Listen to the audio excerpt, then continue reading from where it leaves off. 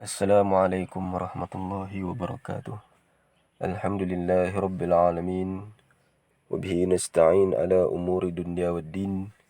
Wassalatu wassalamu ala sayyidina wa maulana Muhammad sayyidil awwalin wal akhirin wa ala alihi wa ashabihi wa man tabi'ahum ila yaumiddin. Rabbi syrah li sadri wa yassir li amri wa ahlul 'uqdatam min lisani yafqahu qawli, amma ba'd. Baik, pada hari ini kita akan masuk kepada pelajaran yang ke-8 di bawah tajuk Orang beriman kekasih Allah. Baik, kita akan bawakan satu hadis yang berkaitan tajuk ini. Bismillahirrahmanirrahim. An Abi Hurairah qala Rasulullah sallallahu alaihi wasallam, Inna Allah qala man adali waliyan faqad adhantuhu bil harbi wa ma taqarraba ilayya 'abdi bi syai'in ahabba ilayya mimma aftaradtu alayhi wa ma yazalu 'abdi yataqarrabu ilayya bin nawafil hatta uhibbahu fa idza ahbabtuhu kuntu sam'ahu alladhi yasma'u bih wa basarahu alladhi yubsiru bih wa yadahu allati yabtishu biha wa rijlahu allati yamshi biha wa in sa'alani la'u'tiyannahu wa la in ista'adhani la'u'idhannahu. Rawahul Bukhari. Maksudnya daripada Abu Hurairah berkata, Rasulullah sallallahu alaihi wasallam bersabda, sesungguhnya Allah berfirman, sesiapa yang memusuhi waliku, aku isytiharkan perang ke atasnya. Tiada amalan untuk mendekatkan diri kepadaku yang lebih aku sukai selain daripada amalan yang aku fardukan. Hambaku yang mendekatkan diri kepadaku dengan sentiasa melakukan amalan sunat, iaitu di samping melakukan amalan-amalan yang wajib, aku lebih mengasihinya. Apabila aku mengasihinya, pendengarannya, penglihatannya, tangannya yang digunakan untuk memegang dan kakinya yang digunakan untuk berjalan, semuanya berdasarkan keridaan dan kawalanku. Jika dia meminta kepadaku, aku akan memperkenankannya. Dan jika dia memohon perlindunganku, aku akan melindunginya. Hadis riwayat Al-Bukhari. Baik, intisari hadis. Hadis ini menerangkan bahawa Allah mengharamkan permusuhan dengan orang beriman dan bertakwa. Yang dimaksudkan orang yang beriman dan bertakwa di sini iaitu para waliullah, ya, para wali Allah. Mereka ini sifatnya sangat beriman dan sangat bertakwa. Ya, Allah mengharamkan kita memusuhi mereka. Allah mengharamkan kita memusuhi mereka sebab mereka ini adalah kekasih-kekasih Allah Subhanahu Wa Taala, pewaris perjuangan Rasulullah sallallahu alaihi wasallam. Jadi mereka ini mempunyai martabat yang tinggi di sisi Allah. Ya. Jadi mereka ini para wali Allah telah mencapai kedudukan di sisi kedudukan yang tinggi di sisi Allah. Selain daripada mereka beriman dengan Allah serta bertakwa kepada Allah, mereka juga orang-orang yang istiqamah dalam mentaati perintah Allah. Ya, para wali Allah ini orangnya beriman, tinggi imannya, mempunyai ketakwaan serta istiqamah dalam mentaati perintah Allah. Mereka ini adalah yang digelar para wali Allah. Ya, bahkan mereka adalah kekasih Allah. Apabila dikasihi Allah, Allah akan sentiasa memberi petunjuk untuk melakukan kebaikan. Jadi berdasarkan hadis ini, para wali Allah ini ataupun orang-orang yang dikasihi Allah ini, mereka ini akan sentiasa diberikan petunjuk oleh Allah untuk melakukan kebaikan, untuk melakukan segala tingkah laku mereka akan dijaga oleh Allah Subhanahu Wa Taala.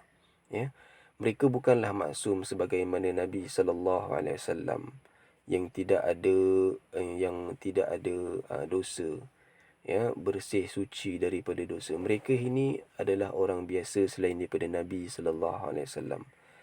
Tetapi mereka ini diangkat darjatnya di sisi Allah kerana sifat-sifat yang ada pada mereka, seperti apa tadi, beriman, bertakwa serta istiqamah dalam mentaati perintah Allah, sama ada melakukan segala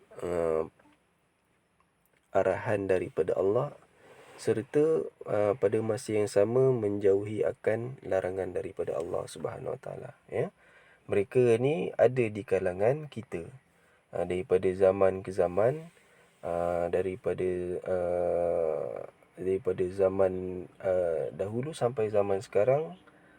Mereka ni ada, ya. Mereka ni orang-orang yang terpilih di kalangan manusia untuk menunjukkan kebesaran Allah, kekuasaan Allah. Ya, Allah boleh memilih sesiapa saja di kalangan hamba-Nya yang untuk menjadi kekasihnya. Okey. Baik. Apa itu wali Allah? Wali Allah ini ada banyak definisi yang kita boleh jumpa di dalam mana-mana rujukan, tapi di sini dia bawakan kepada kita beberapa definisi wali Allah dari sudut bahasa, iaitu bantuan ataupun perlindungan, ya. Bantuan ataupun perlindungan wali, itu maksud daripada Allah. Itu salah satu definisi bahasa wali Allah. Dari sudut istilah, iaitu manusia biasa yang beriman, yang bertakwa, istiqamah melaksanakan perintah Allah dan menjauhi segala larangannya. Ya. Sifat wali Allah ini sebagaimana yang telah disebutkan tadi, mereka ini adalah orang yang beriman, ya, dengan iman yang benar, bertakwa kepada Allah. Mereka ada sifat-sifat takwa, ya, iaitu takut akan kemurkaan Allah, ya. Mereka ingin disifatkan sebagai orang yang suka menjauhi apa yang dibenci oleh Allah, sama ada perkara tersebut haram ataupun perkara tersebut makruh ataupun syubhah. Mereka akan hindari diri mereka daripada perkara tersebut. Jadi sebagaimana yang disifatkan oleh Sayyidina Umar, ya, tak silap saya, iaitu mereka ni orang yang bertakwa ni, sifat dia macam mana? Sifatnya apabila kita jalan di suatu jalan yang mempunyai duri, banyak pohon-pohon yang berduri, bagaimana kita mengelak apabila kita berjalan di laluan tersebut, bagaimana kita mengelak daripada terpijak duri tersebut. Ya, kita akan cari tempat-tempat yang selamat daripada kita terpijak kepada duri yang boleh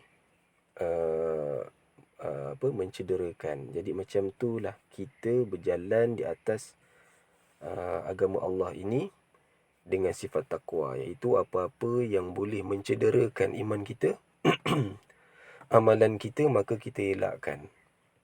Maka ini sifat-sifat takwa yang ada pada wali Allah. Mereka juga istiqamah melaksanakan perintah Allah, ya, apa-apa sahaja perintah Allah sama ada wajib ataupun sunat, mereka akan melakukannya serta menjauhi segala larangannya. Ya, ini antara sifat-sifat wali Allah, iaitu mereka juga melakukan segala perintah Allah serta menjauhi segala larangannya. Ya, perintah Allah yang wajib juga perintah Allah yang sunat, maka kedua-duanya ini adalah apa yang diperintahkan oleh Allah. Bezanya qat'i dengan zanni sahaja. Sama ada wajib ataupun sunat, kedua-duanya adalah perintah daripada Allah. Ya, suatu tuntutan daripada Allah. Bezanya tuntutan yang wajib dikatakan sebagai tuntutan yang qat'i. Tuntutan yang sunat dikatakan sebagai tuntutan yang zanni. Jadi mereka ini sentiasa istiqamah dalam menjaga apa yang diperintahkan oleh Allah, serta menjauhi apa yang larangannya, sama ada larangannya itu berbentuk haram ataupun makruh. Mereka istiqamah dalam menjaga perkara tersebut. Baik. Mereka ini juga, para wali Allah, adalah risalah daripada Rasulullah sallallahu alaihi wasallam. Mereka ini adalah pewaris bagi perjuangan Rasulullah sallallahu alaihi wasallam. Pewaris kepada penyebaran ilmu yang disampaikan oleh Rasulullah sallallahu alaihi wasallam. Ya, mereka ini sebagaimana hadis yang kita baca tadi, Allah telah memberikan ancaman kepada mereka, warning kepada Allah telah memberi ancaman kepada kita, ataupun warning kepada kita, jangan sesekali kita memusuhi mereka. Ya, jangan mengingkari kepada mereka ini. Apa yang dibawakan daripada mereka itu sebenarnya ianya datang daripada Rasulullah sallallahu alaihi wasallam. Ilmu yang disampaikan daripada mereka adalah sebenarnya ilmu yang disampaikan daripada Rasulullah sallallahu alaihi wasallam. Ya, mereka ni banyak beramal dengan amalan-amalan yang diajar oleh Rasulullah sallallahu alaihi wasallam. Akhlak mereka pun akhlak yang sebagaimana yang diamalkan ataupun sebagaimana akhlak Rasulullah sallallahu alaihi wasallam. Jadi mereka ini adalah pengikut Rasulullah yang sejati. Ya. Jadi Allah akan memerangi orang yang memusuhi para wali Allah. Allah akan memerangi risalah Rasulullah sallallahu alaihi wasallam. Allah akan memerangi. Ini adalah suatu ayat yang berupa ancaman. Ya, sekiranya seseorang itu seorang wali Allah itu datang kepada kita, mengajarkan kepada kita ilmu yang benar, ilmu yang datang daripada Rasulullah sallallahu alaihi wasallam, ya, seperti suruh mentaati perintah Allah, menjauhi larangan daripada Allah. Tiba-tiba kita ingkar, tiba-tiba kita memusuhi mereka, maka Allah di sini memberi ancaman kepada kita. Nauzubillah min dzalik. Ini contoh saja. Orang-orang seperti ini akan orang-orang seperti ini akan diancam oleh Allah, akan perang, ya, kepada Allah Subhanahu Wa Taala. Kita tak naklah berperang dengan Allah, kan. Kita ni hamba Allah, kenalah taat kepada perintahnya, bukannya nak berperang dengan Allah. Jadi yang keduanya, mengingkari risalah Rasulullah adalah satu penyelewengan terhadap akidah. Apa contoh yang dibawa oleh para kekasih Allah ini? Kita kena tahu bahawasanya para kekasih Allah ini membawa ajaran yang dibawa oleh Nabi sallallahu alaihi wasallam. Maka ajarannya sama ada berbentuk akidahnya ataupun ibadahnya ataupun akhlaknya, semuanya daripada Nabi sallallahu alaihi wasallam. Ya.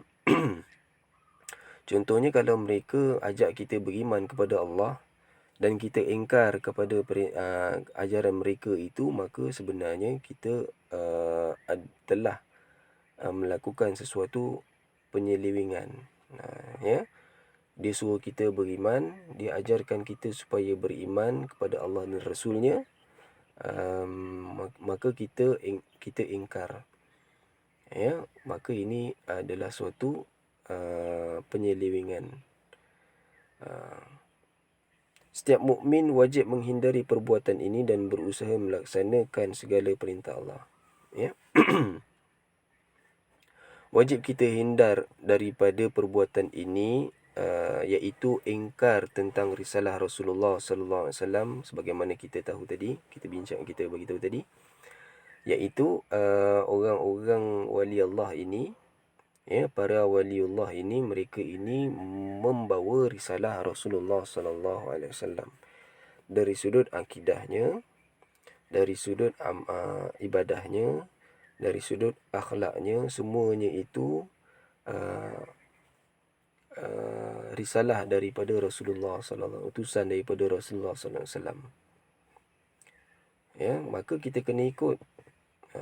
Kita contohnya dia suruh ajak kita beriman, ajak kita sembahyang, ajak kita berbuat kebaikan. Itu semua adalah datang daripada Rasulullah. Ya. Jadi wajiblah kita ikut apa yang mereka sampaikan. Bukan sebab mereka, tapi sebab Allah dan Rasulnya. Ya.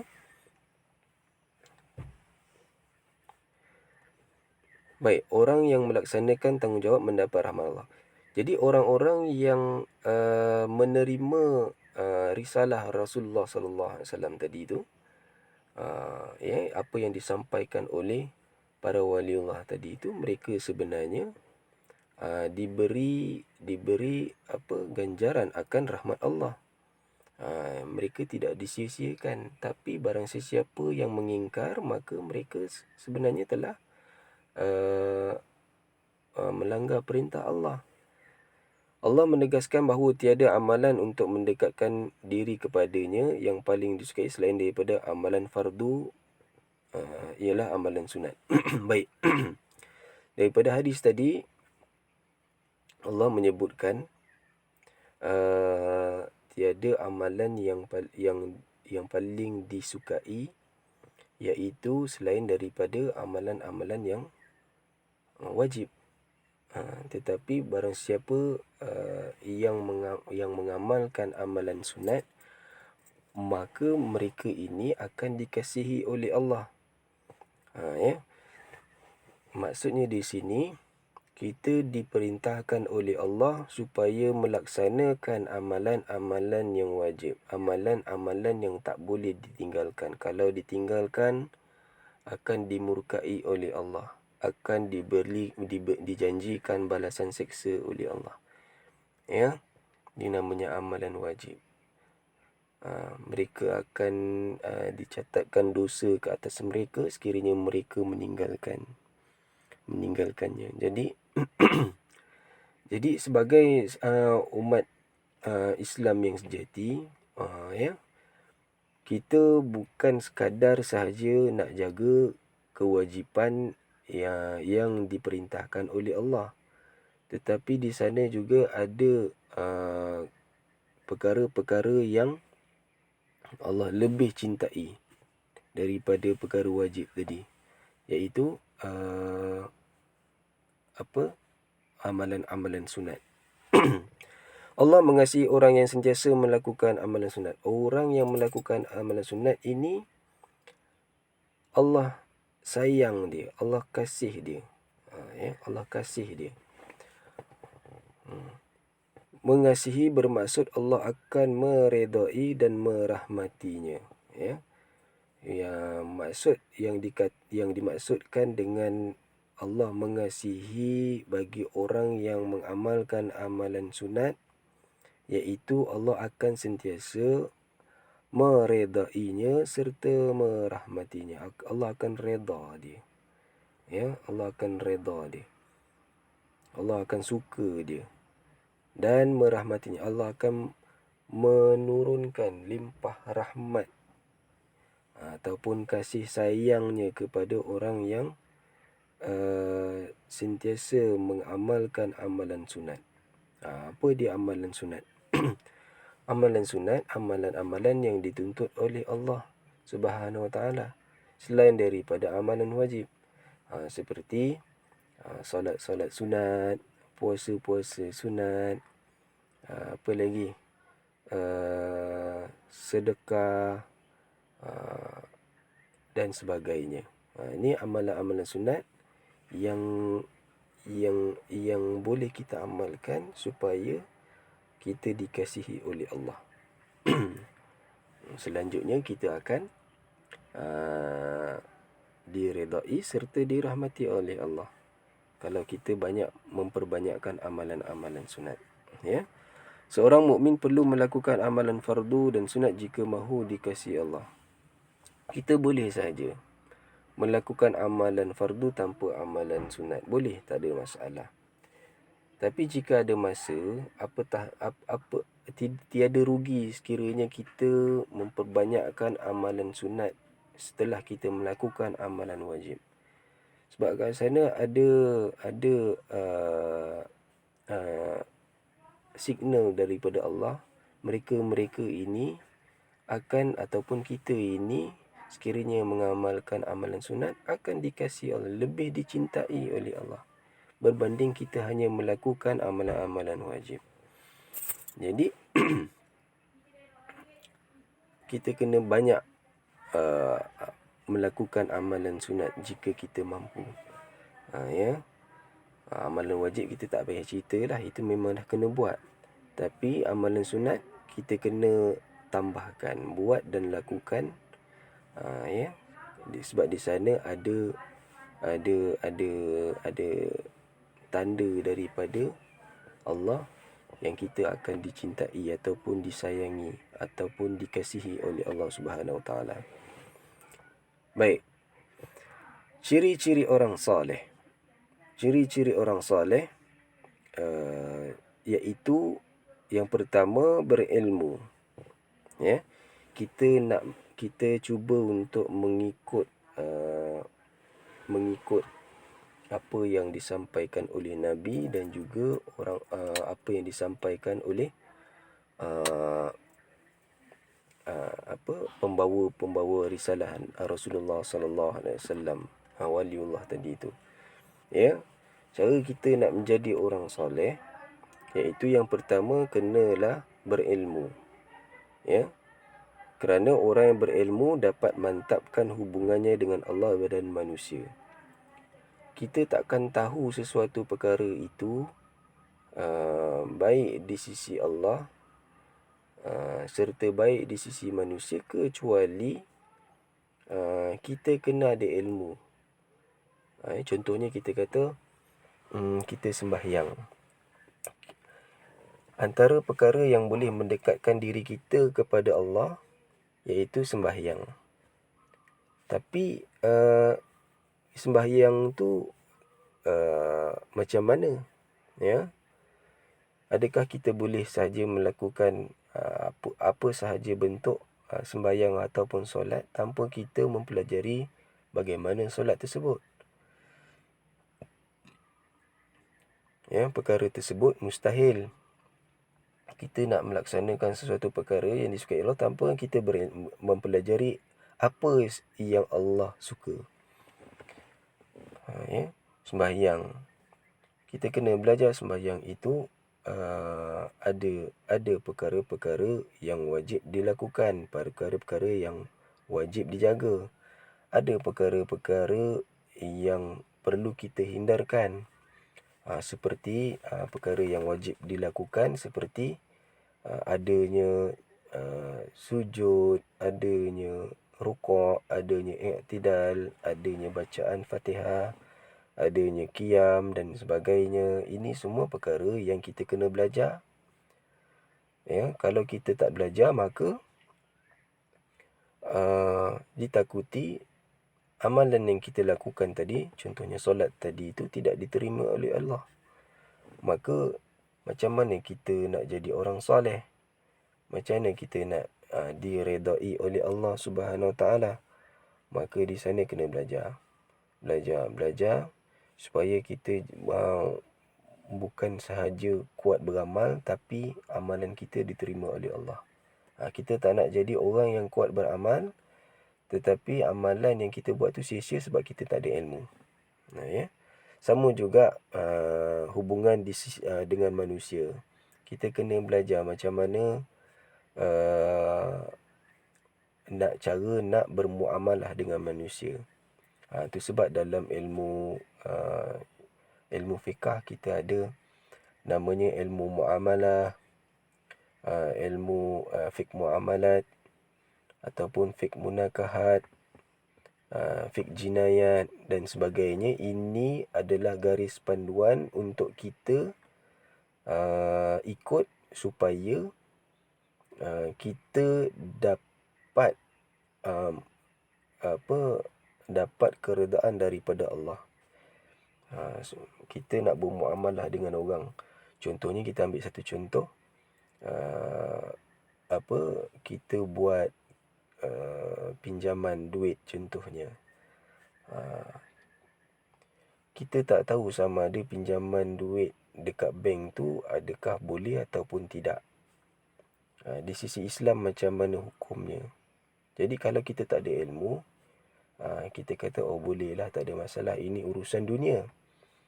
Jadi tak perlu kepada belajar sangat pun tak apa, sebab yang kita perlu titik beratkan itu adalah urusan akhirat sahaja. Ini salah. Contohnya kita melakukan pinjaman di perbankan contohnya, yang mengandungi di dalamnya unsur-unsur yang diharamkan seperti riba. Ya. Jadi kalau kita tidak belajar apakah itu hukum riba, maka di sana kita akan sukar ataupun jauh daripada keredaan Allah. Jadi kat sana kita sukar untuk mencapai kesolehan. Ya. Jadi kita macam mana kita tidak dinamakan sebagai orang soleh kerana kita sudah melakukan perkara yang diharamkan oleh Allah tanpa kita tahu, tanpa kita ada usaha untuk belajar. Kalau kita belajar tetapi pada masanya kita buat kesilapan, tersilap, itu lain cerita. Tapi kalau kita buat silap, pada masa yang sama kita langsung tiada usaha untuk belajar, maka di sana sia-sia amalan tersebut, bahkan berdosa. Ya. Yang keduanya, beramal. Ya, beramal dengan ilmu secara ikhlas dan istiqamah dapat meningkatkan darjat di sisi Allah. Sebagaimana yang kita bincangkan di dalam hadis tadi, iaitu kita kena beramal dengan apa yang diperintahkan oleh Allah secara wajib, dan beramal dengan apa yang disunatkan oleh Allah Subhanahu Wa Taala. Berdasarkan ilmu yang kita belajar tadi itu. Ilmu yang kita belajar tadi itu, kita beramal mengikut ilmu yang kita belajar. Apa yang boleh, apa yang tak boleh. Sembahyang tu ada kewajipannya, ya. Ada yang diharamkannya, ada yang disunatkan dalam sembahyang, ada yang makruh dalam sembahyang dan sebagainya.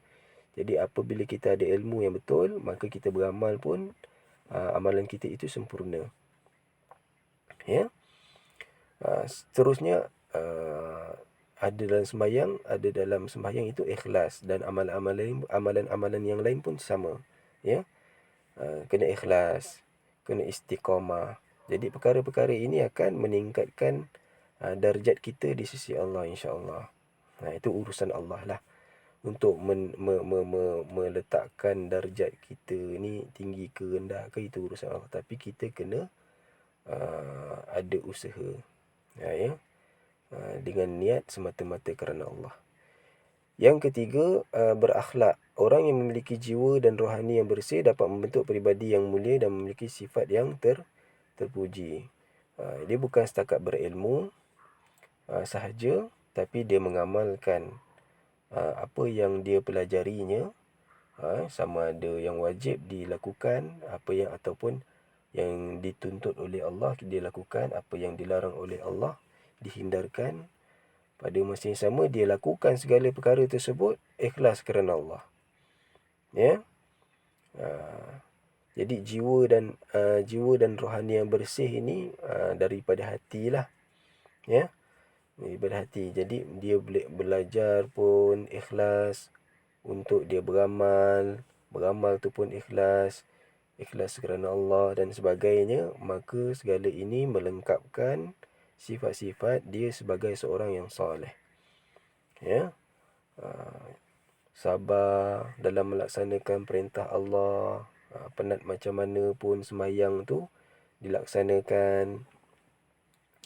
Maka kat sana itu namanya akhlak, ya, akhlak yang baik. Sabar, lepas tu ikhlas, apa lagi, tekun dan sebagainya. Mereka jadi 3 perkara ini merupakan ciri-ciri orang yang saleh. Ini matlamat kita hidup dekat dunia ni. Ya. 3 benda ni kita bawa untuk mendapat keredaan Allah Subhanahu Wa Taala. Seterusnya, amalan sunat yang boleh mendekatkan diri kepada Allah ni ada banyak. Semua pun sedia maklum. Amalan sunat seperti solat-solat, ada solat duha, ada solat tahajud, ada solat witir, ada solat qabliyah, ada solat sunat qabliyah, solat sunat ba'diyah, macam-macam lah solat. Solat sunat tasbih dan sebagainya. Ya. Ni semua kita amalkan kalau kita mampu, tapi kena ada ilmu serta ikhlaslah melakukannya kerana Allah. Yang kedua, rajin berpuasa sunat. Kalau dari sudut puasa pula, selain daripada puasa Ramadan, kita digalakkan untuk melakukan puasa-puasa sunat. Ya, seperti puasa 6 Syawal, kita boleh laksanakan sebagai niat untuk mendekatkan diri kepada Allah, mendapat keredaan Allah. Puasa Isnin Khamis, puasa di hari-hari putih, ya. Puasa apa lagi kita ada? Puasa puasa Nabi Daud dan sebagainya. Ya, kita boleh amalkan mana yang kita mampu, ya, dengan niat supaya kita mendapat keredaan Allah. Yang ketiga, boleh baca Quran, ya. Baca Quran tak kira waktu, pagi, petang, siang, malam, ya. Di mana satu ayat Al-Quran, satu perkataan daripada ayat Al-Quran yang kita baca itu mendapat 10 manfaat ataupun kebaikan daripada Allah. Jadi ini menjemput rahmat Allah yang lebih luas. Ya, kita baca Quran bukannya sikit-sikit, paling tidak kita baca Fatihah. Ya, paling mudah kita baca Fatihah. Fatihah itu ada beberapa perkataan. Dalam beberapa perkataan tu ada beberapa kalimah. Ada beberapa perkataan. Ada beberapa huruf yang dihitung tu bermula daripada huruf yang dibaca, bukan daripada perkataan yang dibaca. Ya, Bismillahirrahmanirrahim, ba tu satu huruf, sin tu satu huruf, mim satu huruf. Satu huruf membawa kepada 10 kebaikan. Yang keempat, berzikir. Zikir, ya, iaitu dengan menyebut ataupun dengan mengingat Allah Subhanahu Wa Taala, kebesaran Allah, ya, kekuasaan Allah dan sebagainya, dengan apa-apa zikir. Yang paling afdal zikir-zikir yang diajarkan oleh Nabi sallallahu alaihi wasallam. Pada masa yang sama, tidak juga ada larangan untuk zikir-zikir yang lain. Bacalah apa-apa, subhanallah, alhamdulillah, wala ilaha illallah, Allahu akbar. Ya, baca Allahu akbar pun boleh. Baca la haula wala quwwata illa billahil aliyil azim boleh. Ya, la ilaha illa anta subhanaka inni kuntu minadh dhalimin. Baca la ilaha illallah, la ilaha illallah, la ilaha illallah pun boleh. Ya. Yang kelima, berdoa. Berdoa ni pun satu amal ibadah, ya, yang menunjukkan bahawasanya kita ni lemah, yang memerlukan kepada bantuan dan pertolongan daripada Allah. Jadi segala bentuk perhambaan diri kita kepada Allah, maka itu adalah ibadah. Maka salah satunya berdoa. Jadi amalkanlah segala amalan sunat ini supaya kita dapat diredai oleh Allah, serta Allah mendekatkan diri kepadanya. Antara kelebihan amalan sunat, ya, dikasihi Allah dan Rasul sebagaimana yang disebut oleh hadis tadi itu, ya, amalan-amalan sunat ini dikasihi oleh Allah. Orang-orang yang mengamalkan amalan sunat ini dikasihi oleh Allah. Allah memberkati hidupnya. Allah akan berkatkan hidupnya, berikan kebaikan kepada hidupnya, ya. Kalau makannya dicukupkan, ya, di kalau dia bekerjanya mungkin dipermudahkan. Kalau dia belajar, mungkin pelajarannya dipermudahkan. Ini yang dimaksudkan dengan keberkatan.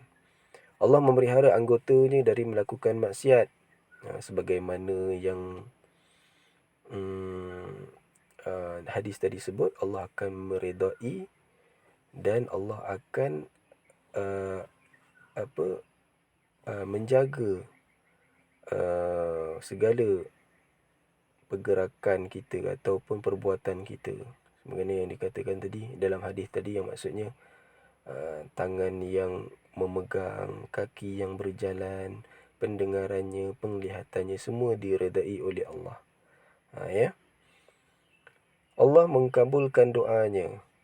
Hadis tadi pun ada sebut, orang-orang yang banyak mengamalkan amalan sunat ini, maka Allah akan mengkabulkan doanya. Allah akan memperkenankan segala bentuk doanya. Mungkin disebabkan, ini mungkinlah salah satu sebab banyak doa-doa kita kurang dimakbulkan atau tidak dimakbulkan. Mungkinnya disebabkan kekurangan amalan sunat mungkin. Ya. Tapi kalau kita cuba untuk mempertingkatkan amalan sunat, insya-Allah Allah akan kabulkan berdasarkan hadis tadi. Allah melindunginya dari keburukan. Ya, apabila dia meminta perlindungan, maka Allah akan melindunginya. Sebagaimana hadis tadi sebut. Allah memberi ganjaran pahala. Confirmlah setiap amalan-amalan baik yang kita lakukan itu, yang selari dengan kehendak Allah Subhanahu Wa Taala itu, akan diberikan ganjaran pahala. Mudah-mudahan pahala ini membawa seseorang itu masuk ke dalam syurga. Mudah-mudahan dengan pahala itu Allah meridai kita. Ya, Allah memberkati hidupnya. Okey. Pengajaran hadis, orang mukmin melaksanakan ibadah fardu dengan penuh ketaatan. Ya, bahkan kekasih Allah ialah orang mukmin yang banyak melakukan ibadah nawafil. Baik, orang mukmin melaksanakan ibadah fardu dengan penuh ketaatan. Sebagaimana yang Allah sebutkan di dalam hadis tadi, amalan fardu merupakan amalan yang Allah cintai. Amalan yang paling Allah cintai. Maksudnya itu satu hadis tu berbentuk supaya kita buat amalan yang fardu pada dan maksud yang lain berdasarkan dalil-dalil Al-Quran dan As-Sunnah. Apa yang dinamakan dengan amalan fardu itu kita kena wajib buat. Jadi bila kita buat perkara yang wajib itu, kita akan dicintai oleh Allah ataupun disukai oleh Allah. Ya, tapi kita nakkan lagi lebih daripada tu, nak Allah kasihi kita. Maka yang bawah tu dia kata kena berbanyakkan amalan-amalan sunat. Barulah kita menjadi kekasih Allah. Ya.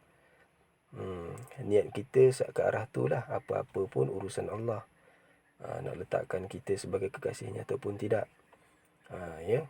Kita berusaha sebagaimana Allah perintahkan. Selainnya kita serah kepada Allah. Orang yang hampir kepada Allah ialah orang yang berilmu, beramal. Jadi ini hadis tadi itu dia mengajak kita untuk mengenal peribadi seseorang yang dikasihi dan disukai dan dikasihi oleh Allah. Ya. Pada mula tadi disebutkan tentang waliullah. Ya, wali Allah. Wali Allah ini orang-orang yang tidak boleh kita musuhi mereka. Sekiranya kita musuhi mereka, mereka ini kita ini akan dimurkai oleh Allah. Ya, kita seolah-olah mengisytiharkan perang kepada Allah.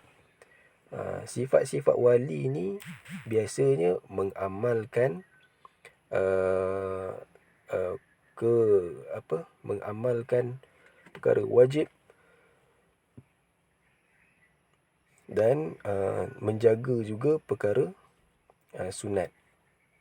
Ya, mereka ini, sebab tu mereka ini naik martabatnya menjadi kekasih Allah, dan kita dituntut supaya mengikut seperti mereka.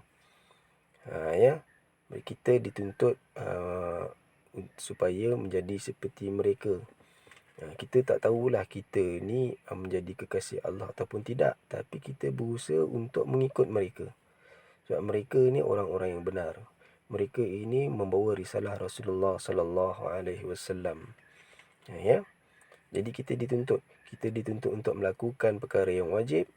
Kita dituntut untuk menjaga juga perkara, memperbanyakkan juga perkara-perkara sunat. Ya. Sifat-sifat lain yang ada pada wali Allah tadi ni, mereka ni berilmu, supaya mereka ni lebih hampir dengan Allah dengan cara yang diajarkan oleh Rasulullah. Mereka ni biasanya, para wali Allah ni biasanya orang berilmu. Sebab dengan ilmu mereka lah mereka kenal Allah. Dengan ilmu mereka lah mereka dapat mentaati perintah Allah. Bahkan bukan sekadar mereka berilmu saja, mereka mengamalkan ilmunya. Serta akhlak mereka ni biasanya mulia. Wali Allah ni orangnya mulia. Jadi kesimpulannya, wali Allah ini boleh datang daripada sesiapa sahaja. Sebagaimana kita sebutkan tadi, wali Allah ni kekasih Allah selain daripada Nabi SAW, selain daripada para anbiya. Wali Allah ini adalah kekasih Allah yang boleh datang daripada sesiapa saja, siapa-siapa golongan saja. Mungkin kawan-kawan kita, mungkin saudara-saudara kita, ataupun mungkin kalau kita jalan-jalan di luar, mungkin orang-orang biasa yang di luar sana, mungkin pemandu teksi, mungkin penyapu, orang yang menyapu sampah, mungkin guru-guru, mungkin siapa-siapa sahaja. Jadi hikmah kita kenal wali Allah ini iaitu kita akan menghormati sesiapa sahaja yang kita jumpa. Kemungkinan mereka ini adalah wali Allah. Sebabnya kalau kita tak menghormati mereka, kita mungkin caci maki mereka, kita mungkin kutuk mereka dan sebagainya, kita tidak ada hormat kepada mereka, kita takut mereka ini di kalangan wali Allah yang Allah memberi ancaman kepada kita sekiranya kita memusuhi wali-wali Allah ini, maka kita akan Allah akan mengisytiharkan perang ke atas kita, ataupun seolah-olah kita mengisytiharkan perang ke atas Allah. Ya. Jadi kita tak nak macam tu. Jadi jumpa siapa saja kita akan hormat. Ya, jumpa siapa saja kita akan hormat. Supaya kita tidak berlebihan di dalam sesuatu. Mungkin dia wali Allah. Bila dia wali Allah, kita hormat, mungkin kita dapat sebahagian keberkatan yang daripada mereka. Rahmat Allah yang turun ke atas mereka mungkin dapat tempias kepada kita. Ya. pada masa yang sama kita ikut apa yang ataupun buat apa yang mereka ajarkan, mereka sampaikan. Ya. Mungkin dengan ilmunya, cara beramal, ya, cara mereka mereka berakhlak, kita boleh ikut, kita boleh follow. Okey. Jadi cukup sampai sini saja perkongsian hadis yang berkaitan dengan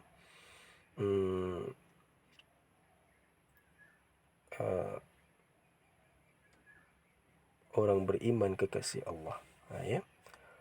Wallahu ta'ala alam. Assalamualaikum warahmatullahi wabarakatuh.